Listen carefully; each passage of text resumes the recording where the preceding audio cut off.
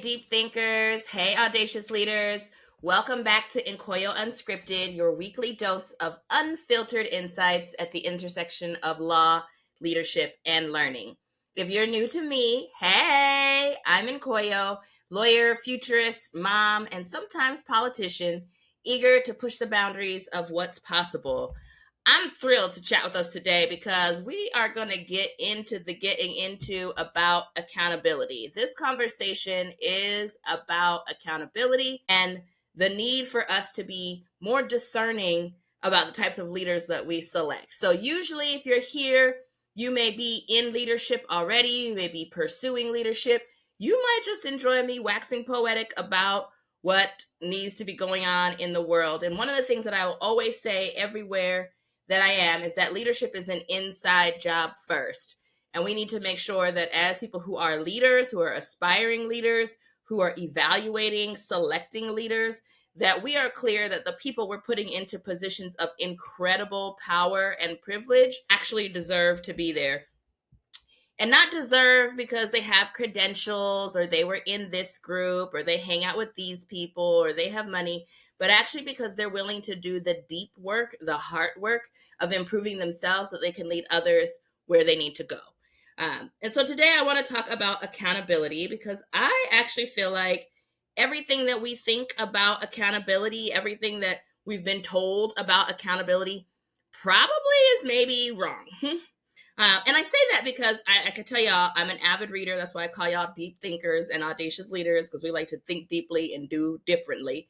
But I was reading this book, 12-Week Year. I always get it wrong. One time I was like 12-year week and my family was clowning on me forever. Like we would not want to participate in that. But 12-Week Year is the name of the book by Brian Moran and Michael Lennington. It's a good book. It's great for productivity. For those of you who are trying to figure out how to get more done, they have this whole way of thinking about a year in 12 weeks and actually being more effective through that, because most of us are deadline driven. So when we set goals for ourselves, we usually don't actually work real hard toward the goal till we get close to the deadline. And so we could probably get more done in a year if we had multiple years in a year than just waiting till December 31st to say we've done whatever we told ourselves we were going to do in January. So good book, check it out. But what I really liked about it was they were talking about accountability and really kind of redefining accountability. So I think a lot of times we think and we're told we need to have an accountability partner. We need someone who's going to hold us accountable. When we elect officials, we need to hold them accountable. When we have students in classrooms, we need to hold them accountable.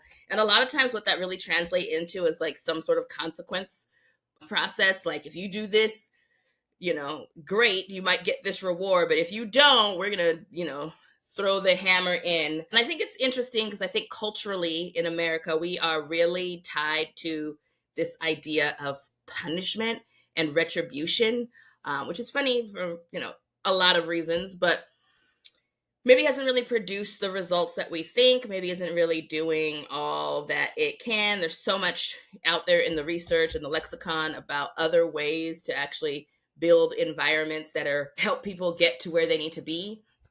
I'm a mom. I've got 2 kids, 3 and 5, and they are in a Montessori school. We actually just had like back to school orientation. So they were talking about like, what do you guys do? How do you deal with student discipline? And in the Montessori method, a lot of what they talk about is, that we prepare the environment and allow children to sort of engage in that environment. And so when we prepare the environment, when we think about what the culture and the feel should be of that environment, when we think about what agency and independence, et cetera, and a lot of other things should be in that environment, we can maybe cut down on the need to have to punish people if we design an environment where people have the ability to, and the tools and resources to manage conflict, to, understand their space as it relates to other people's space, to have deep respect for the tools and things that they have. Like we can design for that. That's a big thing for me. I'm like very big on we can design. We don't have to inherit and continue to perpetuate what exists right now. We can actually think differently and design for it. But I share that story because a lot of times I think about this even as a parent at home, like how do I redirect? How do I design the environment to minimize some of the challenges? I was a former 4th grade teacher. I remember my first year teaching, man, I was disorganized. I'm not gonna lie. Sis was disorganized. I couldn't, I was like, all these sheets of paper look the same. Where's this? Where, I don't know. So I would spend time trying to find my materials, and that's when like misbehavior, etc., would happen. It is like literally a teacher action and Koyo not being organized as the leader in the classroom, not being able to move people from one activity to the next effectively, led to opportunities for people to figure other things out. And in a typical sense, right, we would be like, oh, you needed to hold them accountable, right? But we're only accountable to ourselves. And I feel like that's the really cool thing that Brian Moran and Michael Lennington talk about in this book, is that accountability is an inside job. It is about seeing things as a character trait, essentially, and a life stance. Like, just like that is your POV. That is how you operate. That is how you show up in the world. You own your actions and the outcomes. And I think that's hard for us a lot of times to think about, right? Because often when stuff hits the fan, we're always looking for who to blame, largely because of maybe the ways that we've been socialized about errors, mistakes, failure, etc. In our culture, American culture, it is highly frowned upon. In our schools, we don't want to let kids fail. So when people do, you could have epic meltdowns. People are trying to avoid it. They're trying to find out who to blame. But if you are a leader and you practice radical accountability, you are accountable. That is your stance because you're the leader. At the end of the day, buck stops with you. You're going to own your actions. You're going to own the outcomes. Even if the way things panned out, other people had a part in it and like zip that doop messed it up. Like at some point there still has to be someone who's going to be willing to be accountable. I'll share a story. When I was a first year associate at a big law firm, again, big law firms, just a pool of like stress, high stakes, like perfection, like there's a lot of demands. And one of the things as lawyers that is incredibly important is that you never miss a deadline. Like missing a deadline, particularly with the court, is a big deal. It is a big freaking deal. And so I'm a first year associate working on a pro bono case. It was a political asylum case. We're over there trying to make sure that an immigrant is able to stay in the States, because if he were to return back to his home country, it was very likely that he would be killed because of the political allegiances of his family. So, I don't know, a little bit of high stakes case over here too. Plus, like, it's a deadline. Plus, you're new here. And a lot of the legal profession as a whole is not particularly diverse. Some cities will have you think that, like, you got 1 million Black female attorneys, but that's not really real. The numbers are actually incredibly small. It's the least diverse profession that's out there. So, there aren't a lot of people who look like me in this space. And so all of the socialized expectations, trauma, etc. comes, right? So I have to go tell a partner that we miss a deadline. Backstory, how do we miss the deadline? I had all the stuff prepared, sent it to my admin to check things out, make sure she sent it out, filed. She didn't do it. I can't go to the partner and say, oh, my admin didn't do the thing that I told her to do, right? Like, and so we missed this deadline. It's not my fault. It's her fault. Like, that is not leadership. That is not owning it. And at the end of the day, my name was on that filing. His name was on that. Like, I was responsible. That was my task to make sure it got done, to follow up with my admin. Whatever was needed to be done, I needed to do it. I can understand that she contributed to that problem. But at the end of the day, it was my responsibility. And I think I actually earned some points by being able to go to the partner as a very new associate and say, I dropped the ball. This is what we're going to do. This is how I can fix it. I called the court. This is, whatever it was. And, take the feedback that's there and move on, versus being like, well, it wasn't my fault because somebody else did this, that, and the other, right? And I think too often with a lot of our elected officials, with leaders in organizations, etc., there's a lot of passing the buck on whose fault it is that something happened or didn't happen. And we really need to move into a space where people stop absolving themselves of responsibility for the things that they said that they're going to do, what's part of their job description, etc. But I only think that happens if we are intentional on the front end about selecting people who have a life stance, who have the character trait of accountability. You cannot hold somebody accountable who's not accountable even to themselves, who doesn't believe in accountability, who's not concerned, who's always going to find excuses, etc. And I mean, like, I think you can look at some of our elected leaders, maybe in high places, maybe running for re-election, who it's never their fault. They're never accountable. They're never responsible. Like, if something happens, doesn't happen on their watch, they just move on. It's fine. Like, who cares? Like, it wasn't me. Shaggy song, it wasn't me. But anyway, we got to do a better job about being discerning on the front end about electing and selecting people to leadership positions that are accountable and that have a sense of accountability in and of themselves, right? I think accountability is something that you can learn and develop and grow, but I don't know that it's something that you can necessarily hold somebody accountable if at the end of the day that doesn't matter to them.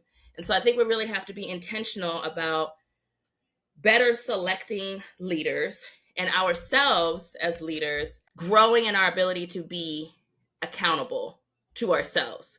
And like I said, when I started this, leadership is an inside job first. And one of the things that we have to be very mindful of as leaders, especially in this day and age where we really need a lot of things to shift, especially for people who are leading change in their organization, whether that's big change, small change, we have got to be at the place that we ourselves make agreements with ourselves and honor and meet them. Because if you're always going to bow out on yourself and what you say to yourself, it gets even harder for you to do that at a certain point for other people. Not to mention, it's not healthy, in my opinion. I'm not a licensed therapist, doctor, etc. None of those things. Just this is Nkoyo talking.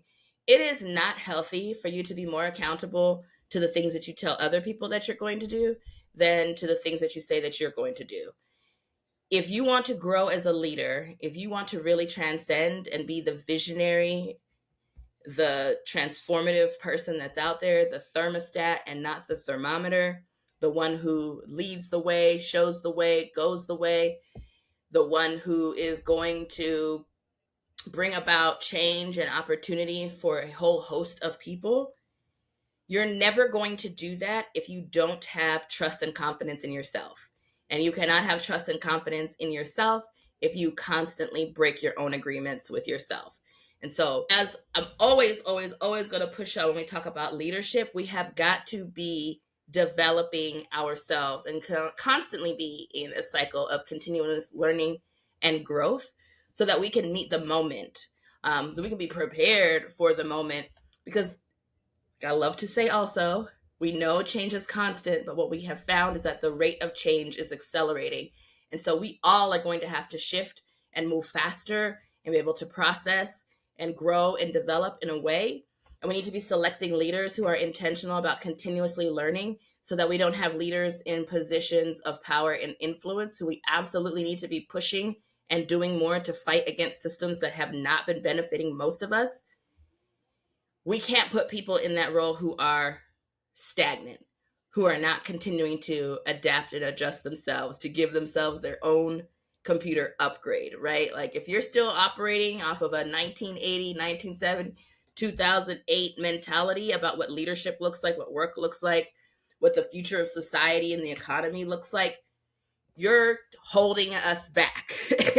And your inability to, and unwillingness perhaps, to continue to learn and grow is a detriment to all of us. So, love to hear your thoughts. Love to hear what you're thinking about accountability. Again, this is really about us thinking about how we hold ourselves accountable and how we, instead of requiring that the people that are in leadership just be accountable because that's what good leaders are, that's what they do, and we stop putting the onus on all of the voters or employees, etc., to hold people in leadership accountable. We need to make sure that we're selecting people who already have that life stance, who already come with that character trait as a high indicator, high value for themselves, so that we don't have to constantly be standing over the shoulder of people to do the work. I just sometimes wonder if the world would be better, if our societies would be better, we selected better people to hold positions of power and influence. And that's even, in jobs where people will just promote someone because they've been there for a really long time, not necessarily because they have the skill set to go to the next level, to manage others, to do whatever it is, right? We give a lot of rewards for things that like make no sense. Like, oh, you might be next in line for this seat, even though somebody else might be better qualified, maybe have better integrity, accountability, all those types of things. But because we told you you're next, we're going to support you to be next, or because you're in our clique or you've done these different things, we're going to put you and promote you to these places. It's dangerous for us because we're not putting the best talent there. And we're also disincentivizing people from pursuing these opportunities who could be incredible change makers in our organizations, in our governments, in our schools, etc., because we have a system that's actually not built on meritocracy. And we like to point that out where it's convenient for us. But a lot of the ways that we promote people into positions of power and influence are not necessarily based on merit. And it sends the wrong message to future generations, to all of your employees, to the other students, to your voting base, whoever it is, about what is the standard, what's required, what's expected. And I think it also turns a lot of people out. And so I think as we get ready to go into a really intense election season with GOTV, get out the vote. I know I didn't know what that meant when I first started running. As we are looking at organizations having to shift, whether it's in the nonprofit, for-profit space, as we're continuing to reimagine what work looks like, we need to be intentional about the experience that we're designing and the messages that we are consciously and unconsciously providing to those who are following us in this process, if we are to meet our maximum potential. And that's always going to be my goal, is to try to push you up to your fullest potential. Because why else? Like, what's the other point? Like, why else be here on earth and just be like mediocre for the time that you get to walk here? Doesn't make sense to me. But if that's your thing, that's your thing. Anyway, I'm rambling now. Thanks for joining into this session. I would love to hear your thoughts on this episode. Like, let's fight about it, argue, debate in the comments so that you know, girl, are you on point or you missed the mark? Like, what are your thoughts about accountability? Did I share anything that makes you think a little bit differently about how you need to lead and perhaps select the leaders in your organizations, your communities, etc.? Let me know. And as always, go lead audaciously.